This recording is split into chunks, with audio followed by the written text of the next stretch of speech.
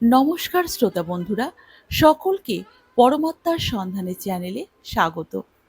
আর এই বছর ২০২৬ সালে ১৬ই জুলাই অর্থাৎ বৃহস্পতিবার রথযাত্রা উপলক্ষে আগাম শুভেচ্ছা রইল সকলকে। শ্রী জগন্নাথের কৃপায় রথযাত্রা সকলের ভালো কাটুক। আমরা আজকের এই ভিডিওতে জানতে চলেছি শুধুমাত্র একবার রথের দড়ি স্পর্শ করলে কি পুণ্য লাভ হয়, রথযাত্রার মাহাত্ম্য এবং ১৬ই জুলাই ২০২৬ এই মহিমান্বিত রথযাত্রার দিন এমন কিছু কাজ আছে যেগুলো একদমই করা যাবে না। আর যদি এই কাজগুলো করে থাকেন তাহলে সারা বছর সংসারে আর্থিক উন্নয়নে বাধা ও অসুখ বিসুখ লেগে থাকবে। তাহলে চলুন প্রিয় শ্রোতা বন্ধুরা, আজকের ভিডিওটি শুরু করা যাক। রথের দড়ি একবার ছুঁতে পারলে জীবনে দুঃখ কষ্ট আর থাকে না। পেতে পারেন এই মানব জনম থেকে মুক্তি আর জন্ম মৃত্যুর চক্র থেকেও মুক্তি। তবে নিয়ম জানেন তো? নিয়ম না জেনে রথের দড়ি স্পর্শ করলে হতে পারে আপনার মহা সর্বনাশ। শতাব্দী প্রাচীন পুরীর রথযাত্রা, এর একটি বিশেষ ঐশ্বর্য হলো রথের দড়ি। রথের এই পবিত্র দড়ির সঙ্গে জড়িয়ে রয়েছে বহু লোকবিশ্বাস। আজও বহু মানুষ ছুটে যান পুরীতে রথের দড়ি স্পর্শ করার জন্য। কিন্তু কি কি শুভ ফল মেলে রথের দড়ি টানলে, জেনে নেওয়া যাক। জগন্নাথের রথযাত্রা মানেই আপামর বাঙালির কাছে এক বৃহত্তর আবেগ। শ্রী চৈতন্যের সময়কাল থেকেই পুরীর রথযাত্রা বিখ্যাত হয়ে ওঠে বাঙালির কাছে।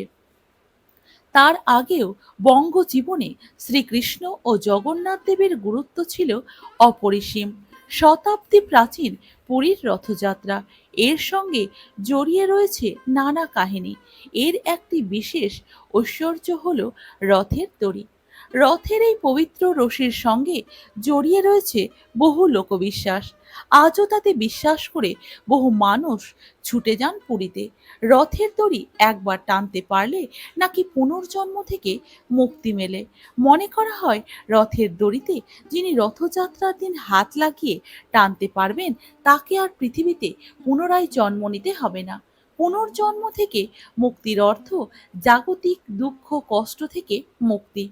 আর কখনো তাকে দুঃখ কষ্ট পেতে হবে না বলে প্রচলিত বিশ্বাস রয়েছে। রথের দড়ি অতীব পবিত্র একটি বস্তু, তাই মনে করা হয় এই দড়ি ধরে একবার অন্তত টানতে পারলে জীবনের সব পাপ থেকে মুক্তি পাওয়া যায়। পাপ মোচনের জন্যই প্রতি বছর পুরীতে রথযাত্রার সময় ঢল নামে মানুষের। বিশ্বাস করা হয় রথের দড়ি ছুঁলে গঙ্গা স্নানের মতোই পুণ্য হয়।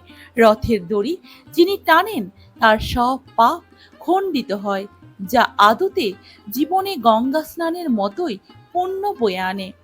তাই জীবনে অন্তত একবার রথের দড়ি টানার বাসনা থাকে সবার। স্কন্দ পুরাণেও জগন্নাথ দেবের রথযাত্রার বিশদ ব্যাখ্যা পাওয়া যায়।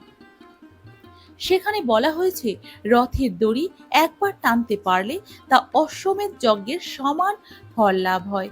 যিনি রথের দড়ি টানেন তার জীবনে সুখ সমৃদ্ধি ও ঐশ্বর্যের জোয়ার আসে শ্রী জগন্নাথ দেবের কৃপায়। তাই রথের দড়ি অন্তত একবার ছোঁয়ার সংকল্প করুন। প্রত্যেকে এই পবিত্র রথযাত্রার দিন রথের দড়ি সম্পর্কে অনেকে মতবাদ রয়েছে। অনেকে রথের দড়ির সুতো দিয়ে তাবিজ বানিয়ে শিশুর গলায় পরিয়ে রাখেন। মনে করা হয় স্বয়ং জগন্নাথ দেব অসুস্থতার হাত থেকে শিশুকে রক্ষা করেন। সনাতন ধর্মে বিশ্বাস করা হয় ভক্তি ভরে রথযাত্রা দর্শন করলে জন্ম জন্মান্তরের পাপ নষ্ট হয় এবং মোক্ষ লাভের পথ সুগম হয়। শাস্ত্রমতে রথের দড়ি স্পর্শ করা বা রথের পথে কিছু দূর হাঁটাও অশ্বমেধ যজ্ঞের সমান ফল লাভ হয় ও সমপরিমাণ পুণ্য অর্জনে সাহায্য করে। রথযাত্রা হলো পরমেশ্বরের দ্বারে পৌঁছে যাওয়ার উৎসব। এখানে জাতি, ধর্ম, বর্ণ নির্বিশেষে সকলে রথের দড়ি টানতে পারেন। শ্রোতা বন্ধুরা, এবার জেনে নেব আমাদের শাস্ত্র অনুসারে মহিমান্বিত রথযাত্রার দিনে যে কাজগুলো একদমই করা যাবে না, অর্থাৎ আমাদের শাস্ত্রে যে কাজগুলো সম্পূর্ণরূপে নিষিদ্ধ রয়েছে। প্রথমত, ভুল করেও রথযাত্রার দিনে জুতো পরে রথের দড়ি স্পর্শ করা যাবে না বা টানা যাবে না।